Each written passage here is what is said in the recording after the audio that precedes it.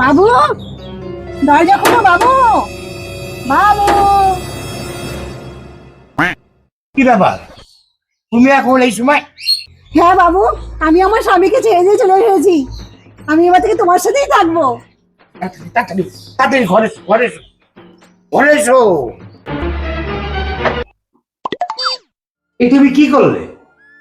তুমি একবার ভাবলে না যে লোক সমাজে আমাকে মুখ দেখাতে হবে? হ্যাঁ, তুমি স্বামীকে ছেড়ে জামা কাপড় নিয়ে চলে এসছো। এই জামা কাপড় দিয়ে কি হবে?